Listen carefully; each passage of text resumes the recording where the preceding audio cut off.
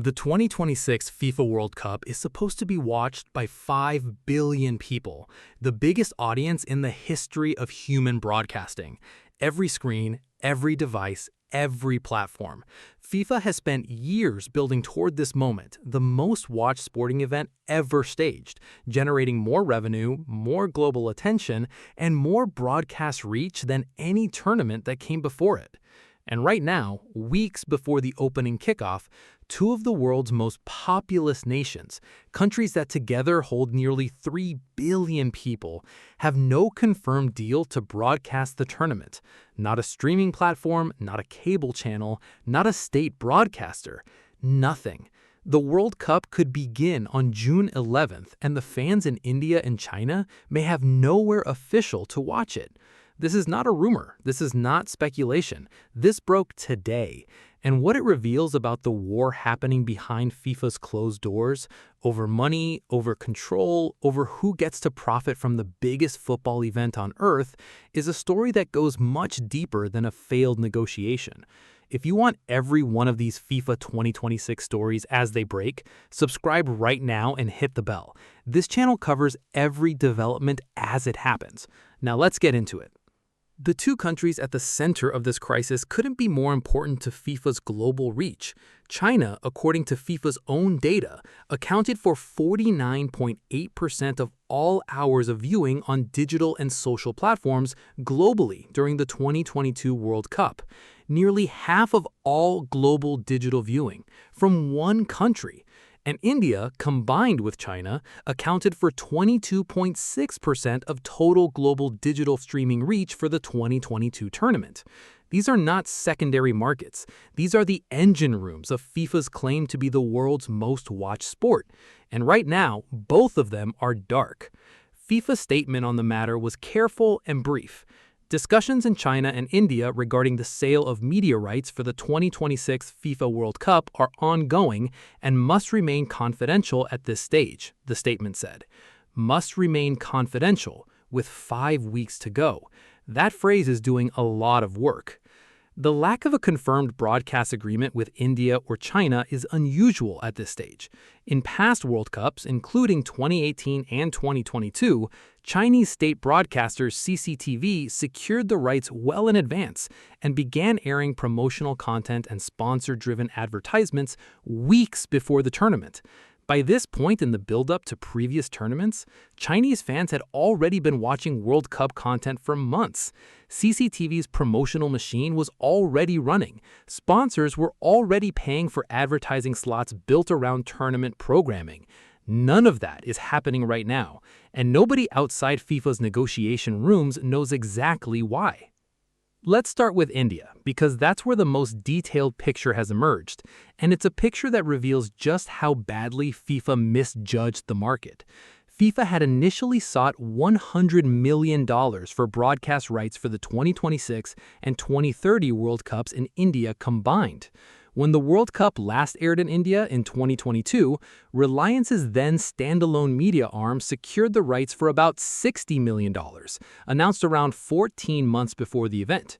FIFA looked at that $60 million figure, looked at their expanded 48-team format and their record revenue projections, and decided they could command significantly more.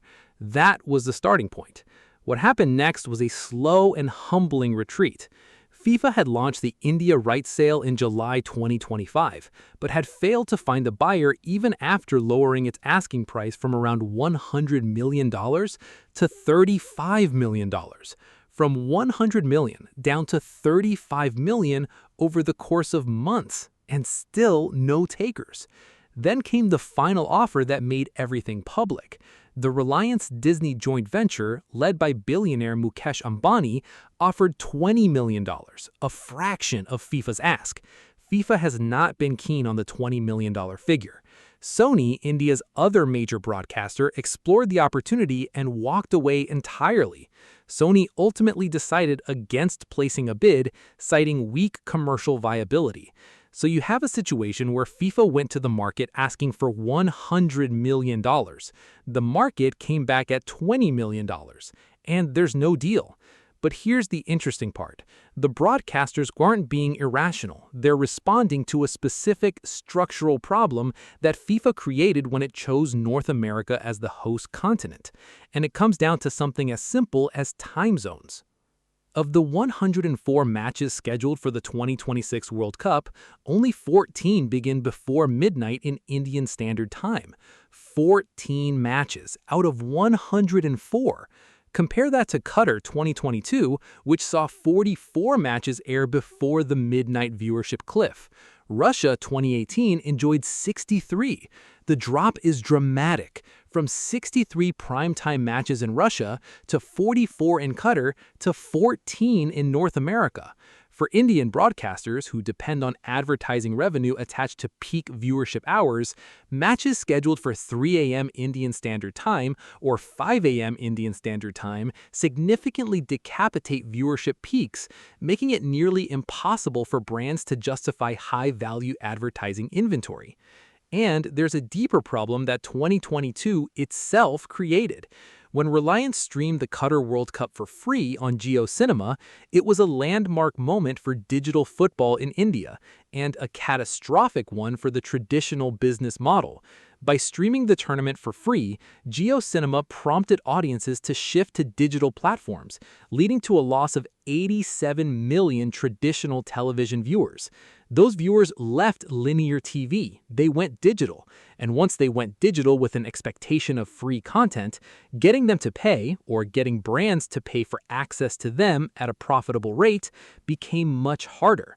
The market that FIFA thought would pay $100 million has fundamentally changed, and FIFA, sitting on projections built around 2022 numbers, didn't fully account for that change until the bids came in and told them the truth. If no private buyer is found, the World Cup could return to Doordarshan, India's public broadcaster, after 28 years, under the country's Mandatory Sharing Act. That would be one of the most extraordinary reversals in the history of sports broadcasting.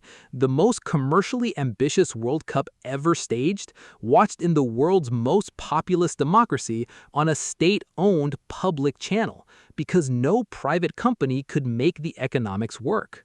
Now look at China, and this one is more opaque, but in some ways even more significant. China accounted for 49.8% of all hours of viewing on digital and social platforms globally during the 2022 World Cup. And there has been no deal announcement for China. No CCTV deal, no streaming platform announcement, no promotional campaign. Nothing. Weeks from kickoff. FIFA says discussions are ongoing and confidential. CCTV did not return requests for comment from Reuters. Chinese streaming platforms have stayed silent. The picture is deliberately opaque, but the absence of an announcement is itself significant information. What nobody is talking about loudly enough is the scale of what's actually at stake here. This isn't just about whether fans in Mumbai or Beijing can watch a football match. This is about what a combined India-China broadcast blackout would do to FIFA's claim to be the world's most watched sport. Together, India and China accounted for 22.6% of global digital streaming reach during the 2022 World Cup. Nearly a quarter of the entire planet's digital audience for that tournament came from two countries that currently have no confirmed broadcast home for 2026. If that gap isn't filled, FIFA's claim of 5 billion global viewers, the number they've been citing in every sponsorship presentation, every press release, every commercial conversation, becomes significantly harder to defend. And this matters because broadcasting numbers aren't just bragging rights. They're the foundation of the commercial structure that makes everything else possible. Sponsors pay based on audience reach. They buy advertising inventory priced on how many people are watching. If the reach number drops, if the actual verified global audience falls because two of the world's largest markets can't officially access the tournament, the value of every sponsorship deal FIFA has signed gets called into question. Not this tournament, but the next one, and the one after that. The repercussions travel forward. Now let's look at the other side of this story, the deals that did get done, and one of them carries its own controversy that dates back over a decade. On February 12, 2015, FIFA renewed the US and Canadian broadcasting rights contracts for Fox in English and NBC Universal's Telemundo in Spanish to cover 2026, without accepting any other bids. Without any other bids. ESPN, which had previously held World Cup rights, was completely shut out. ABC, NBC, every other major U.S. broadcaster, none of them were given a chance to offer. The deal was done bilaterally, quietly, and 11 years in advance. Some media commentators suggested Fox was awarded the deal on the proviso that it would not make a complaint when the 2022 tournament was shifted to the Qatari winter, a move that would badly disrupt Fox's NFL coverage and primetime schedule. The payment, in other words, wasn't just money, it was silence about Qatar. ESPN anchor Bob Lay tweeted at the time, "Did FIFA just grant rights to WC26 without opening it up to bidding? #typical FIFA." That hashtag, typical FIFA, said something in two words that a full analysis couldn't quite capture: the sense that football's governing body operates by its own rules, in its own interests, and the market is something that happens to other organizations. More recently, on January 8, 2026, FIFA signed a deal to make TikTok a preferred platform for World Cup video content. That decision generated its own wave of debate. TikTok's regulatory status in the United States is complicated. The platform was briefly banned and then given a reprieve. Making it a preferred partner for content in a tournament being hosted in America raises questions about access, visibility, and what FIFA's priorities actually are in the digital space. And for broadcasters already uncertain about whether the rights economics make sense, adding TikTok as a content destination fragments the audience further. What does all of this mean for the fans who just want to watch football? For fans in India, it means genuine uncertainty right now. FIFA confirmed that broadcast deals have been finalized across more than 175 territories globally, but India and China are not among them. If you're in Mumbai or Delhi, the question of where you watch the World Cup opener on June 11th does not currently have a confirmed answer. You might end up on Doordarshan, you might find a deal gets done in the next few weeks, you might be watching clips on social media because there's no official platform at all. Advertising agency Dentsu India's managing partner for sports put it diplomatically. Not much time is left, but I won't call it a stalemate. It's more like we're at the end of a chess game with a couple of moves left. A chess game with 5 weeks on the clock in a market of 1.4 billion people. For fans in China, the silence is even more difficult to interpret. China didn't qualify for the 2026 World Cup, a source of significant national frustration that has taken some of the cultural energy out of the tournament domestically. But hundreds of millions of Chinese fans followed 2022 through CCTV and major streaming platforms despite their team not being there. The appetite exists, the infrastructure exists. The fact that no deal has been announced suggests the gap between what FIFA wants and what the market is offering is wider than anyone is admitting publicly. So where does this go? The most likely outcome is that deals get done, perhaps at the last moment, perhaps at numbers that FIFA will characterize publicly as acceptable while privately acknowledging as significantly below what they targeted. The India market in particular has been through late-stage negotiations before, and last-minute agreements are not unusual in the media rights business. If no deal is reached, India's Mandatory Sharing Act creates a legal backstop through Doordarshan, meaning there will be some form of official broadcast. It just won't be the commercially robust deal FIFA wanted. China is harder to predict.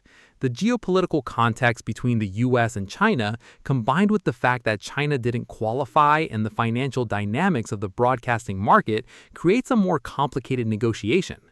A deal could emerge. It could also remain unresolved in a way that FIFA quietly absorbs while keeping the public statement diplomatic and vague. What's harder to absorb quietly is the larger picture the situation reveals.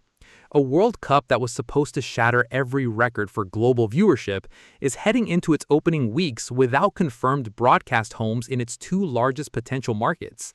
The rights war that was supposed to generate record revenue has produced a standoff in the most populous nation on Earth, a silence in the second most populous, and a deal with the host nation that was done 11 years ago without competition and still generates questions about how and why it happened.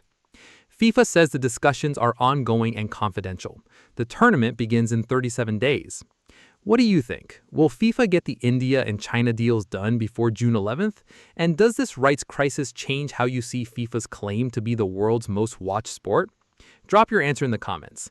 This is a story that's moving fast, and every development matters. If you want to stay ahead of every FIFA 2026 story as it breaks, subscribe right now. We cover every angle from the broadcast rooms to the boardrooms, all the way to the final whistle in July. This story is still developing. And as always, football never stays quiet for long.